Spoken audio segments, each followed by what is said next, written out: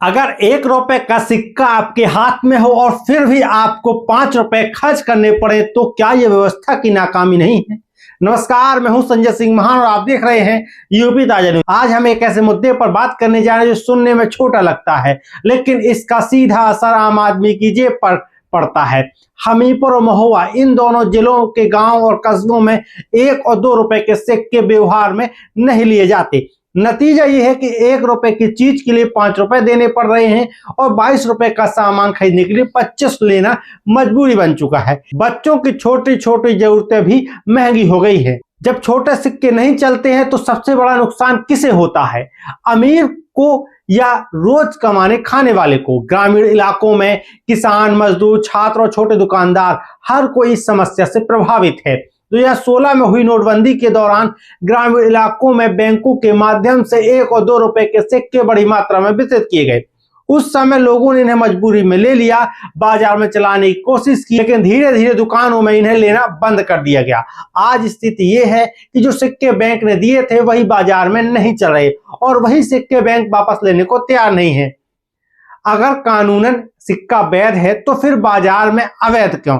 ग्रामीण बाजारों में दुकानदार कहते हैं यहाँ सिक्के नहीं चलते, ग्राहक डरता है कहीं बहस हुई तो आगे सामान भी नहीं मिलेगा। पुलिस या प्रशासन तक यह बात पहुंचती ही नहीं है, यानी एक अघोषित सहमति जिसमें नुकसान सिर्फ आम नागरिक का है। भारतीय रिजर्व बैंक आरबीआई के अनुसार 1 और 2 रुपए के सिक्के पूरी तरह से वैध मुद्रा हैं। इन्हें लेने से इनकार करना नियमों के अनुरूप नहीं है। किसी भी लेन देन में इसका उपयोग किया जा सकता है, लेकिन जानकारी का अभाव और प्रशासनिक चुप्पी इन्हें व्यवहार से बाहर कर रही है। अब बात करते हैं कि इसका सबसे ज्यादा असर पड़ता किस पर है।